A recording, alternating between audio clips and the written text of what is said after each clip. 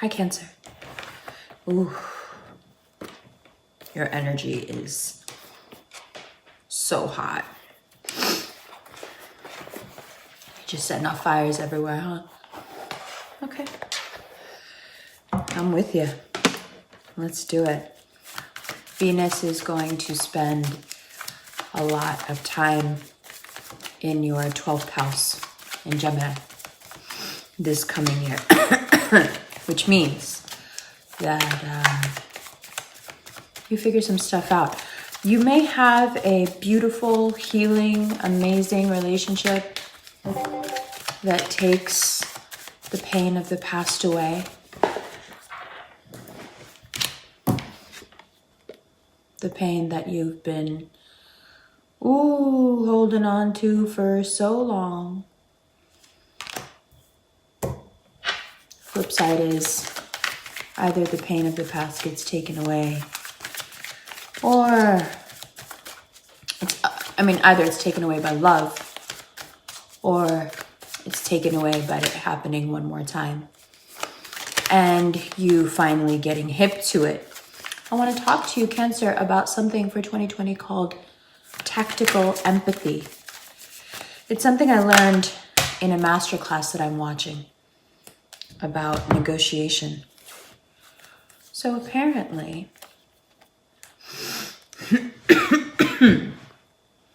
one second, 5 of Wands, 7 of Swords. Let's start there. So 5 of Swords, 5 of Wands, 7 of Swords.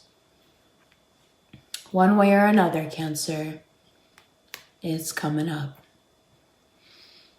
It has to, because until this is healed, one way or another,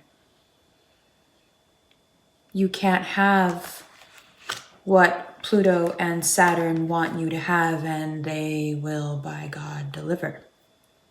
Which is a fulfilling, happy, dynamic sex life, marriage, kids, all of it. And then you have 9 of Cups, 2 of Pentacles, the Empress, and... Sorry, I'm going to have to move you. I apologize. There you are, Cancer. So like I said, first, the pain comes up, whether through love or through mischief. And then the healing, the fulfillment, the switch, the mental switch of, that thing that Cancerians do where they go, oh, I feel safe, secure, we're changing. We want what makes us feel like nothing can hurt us. We want the equivalent of that. We want someone who can get in that chariot with us. We want someone who perhaps in their own life is already quite satisfied, especially emotionally. And 2020 is about big satisfactions, but they are big satisfactions that come at the price of perhaps ripping off a few scabs and starting again. May have to break that leg, re-break that leg. So,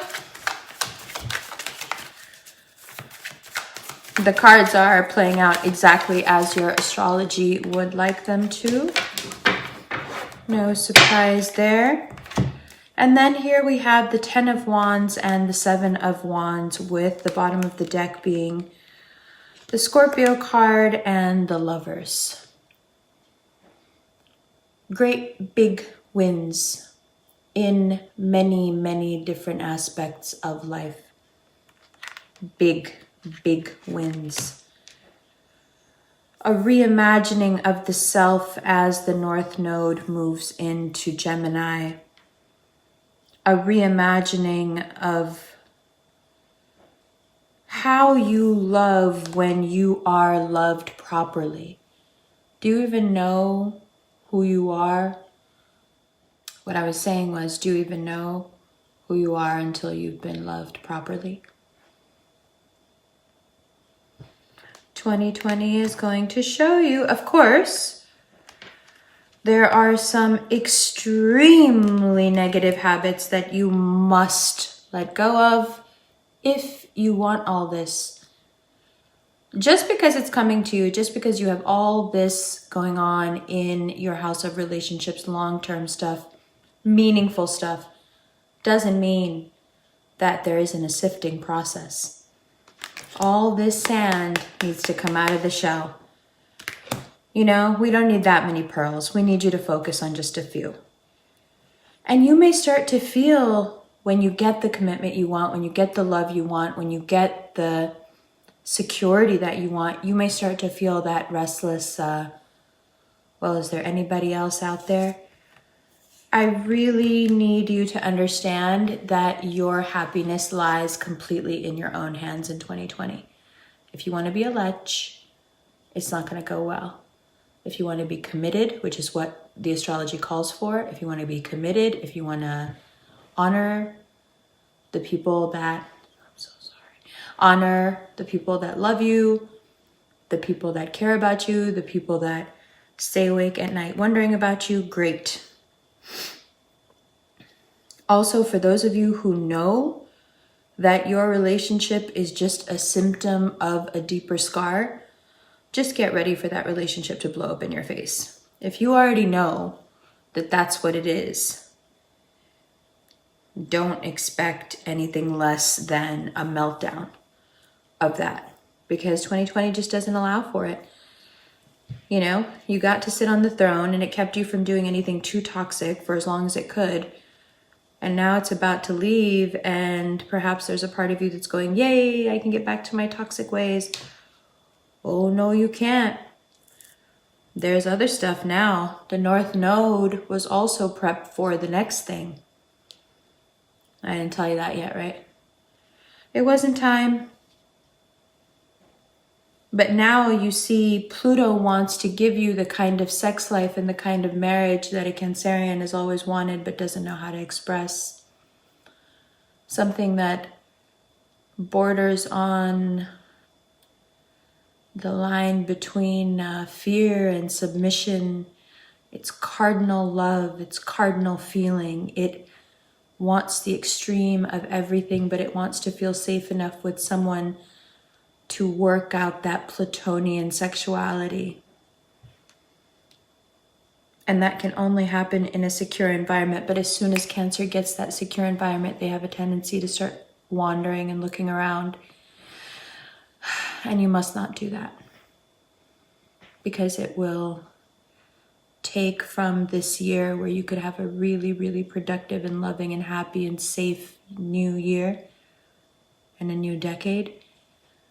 And it will turn into another horrific example of why you cannot lead from your insecurities and your inadequacies, whatever arena they may be in.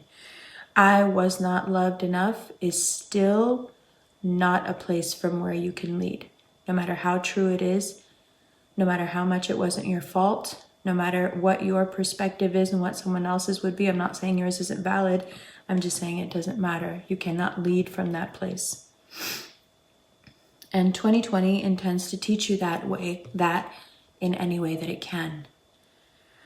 So I would say to you, take everything you've learned from the North Node, take everything you've learned from feeling that pulse within you of the moon, and move now into a space where you can be happy with someone for the right reasons, for adult reasons, for safe reasons, for secure reasons, for honest reasons. Because if all of that exists, this relationship will be so healing and so beautiful and so good for you. But if it is toxic, it will come to light and it will be exposed, and when it is, it will burn away. So, all right, let's look at them. Happy New Year. I love you so much. You know this. I'm excited about our year. I think we're going to have a great... If you're not with someone who's truly supportive and really loves you and looks out for you and is attentive to your needs and knows what you need and doesn't judge you for it and just gives it to you, great. And if not, make room for that person because they're definitely trying to come in. And that's it, and that's all. Happy 2020. It's New Year's Eve right now. I hope you have a great one. Hi, Cancer. Welcome to part 2 of your reading. I swear, getting into a Cancer reading is like jumping headfirst into the ocean off of like a pier where you're already super, super, super deep in, off a dock or something. Like, there's no way to just, casually do a Cancer reading. You have to dive so in such tumultuous waters, you know? Because it's the push and pull of the tide. Even though it's deep, it's just changing so much all the time. And the change is so extreme. And I know that there is this existing narrative that Cancers are very emotional, but I think oftentimes what we mean to say is that they're extreme. They're extreme in their happiness and in their discontent. So in the first part, I promised you that I would tell you a little bit about tactical empathy. And now that we're here, I realized that I didn't get a chance to talk about it in the first part, so let's talk about it now. There is a little nugget of wisdom I came across that I think you will find particularly useful, Cancer. That being that empathy is the ability to see another person's point of view and how they feel. That doesn't necessarily make it real, true, the right thing. It just means that's how they feel. Now, to most people, that's like, well, yeah, what's so groundbreaking about that?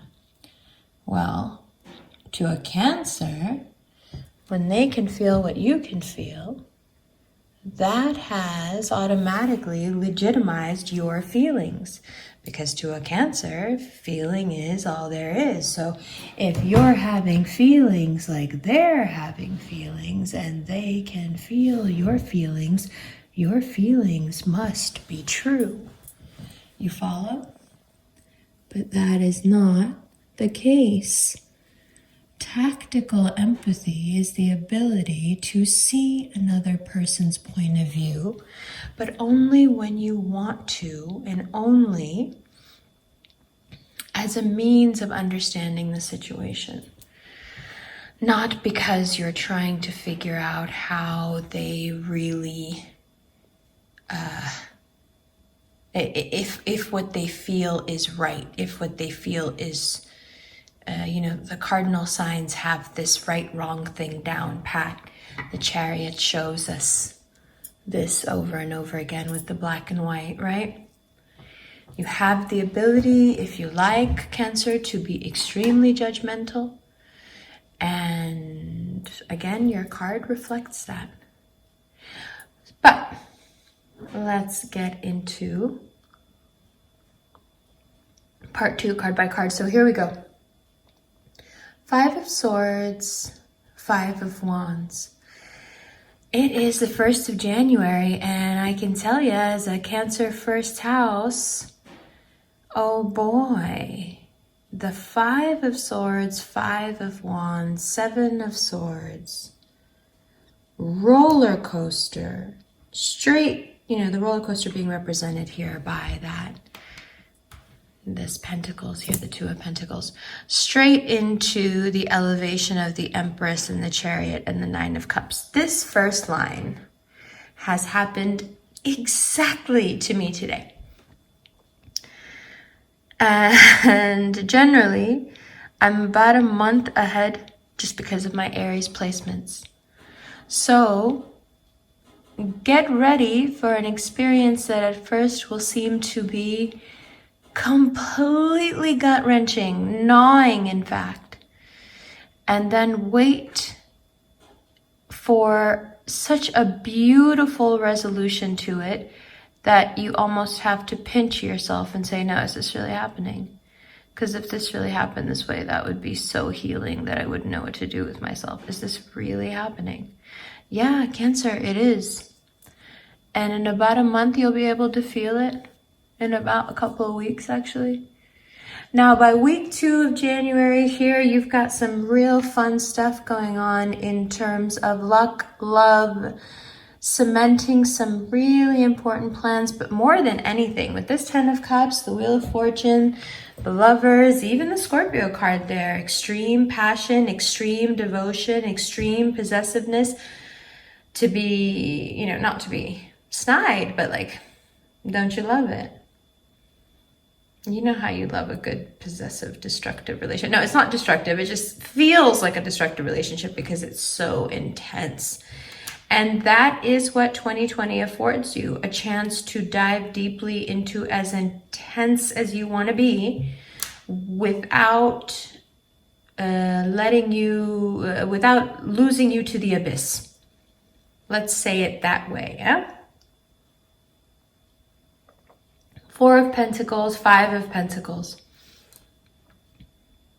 Cancer, stop with the claws. If the only way you're going to give up whatever is stuck in your claws is by cutting that claw off and waiting for a new one to grow in, then I guess that's what you got to do. But you gotta not do this, because all this last row is saying is if you can't give up whatever nonsense is milling around in your head that you are mistaking for intuition, okay? You already know what is up, but you don't want to know. You want to worry. You don't want to believe that you could actually end up in this situation, so you want to stick to the stuff that you've been sticking to that makes you miserable. So even though the sun is shining, you're sitting inside in the dark. Am I wrong? How many times in your life has these 2 lines here, has that pattern played out in your life? Super good luck, progress, feeling good, love, attraction, you know, even more good luck, even more connection, such a sense of contentment, water sign bliss. And then you decide in the midst of all of that, that something is terribly wrong where there is nothing wrong.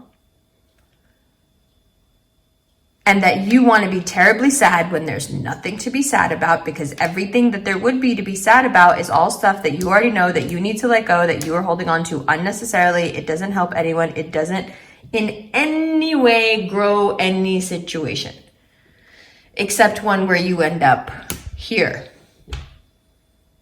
It couldn't be more clear what your 2020 looks like. All you have to do is stay out of your head. And the easiest way to do that, Cancer, and this may be an unpopular opinion, but the easiest way to do that is just to throw all your energy across the zodiac. Get into your Capricorn bag. Except this part here. For the rest of it, get into your Capricorn bag. Do your best, work your hardest, make room and know that you deserve everything you're receiving, and get on with it. Because as soon as you do, there will be much to celebrate. For some of you, you're battling with a Virgo who has some sort of an addiction. And it's really, you know, these eclipses here, and it's someone who really needs like protection. For some of you, you're coming to the realization that your addictions you're finally coming to the realizations that your addictions are out of your control. And that 2020 has the potential to really grow them so far out of your control that you feel like there will be no coming back. And Virgo has this ability to know the hole before they fall in it.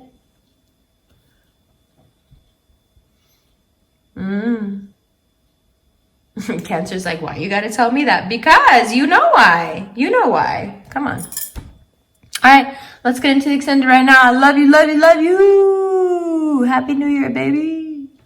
Hi, Cancer. Welcome to your extended. I'll be drinking water throughout. I suggest you do the same. Let's take a look up here at that Three of Cups. So,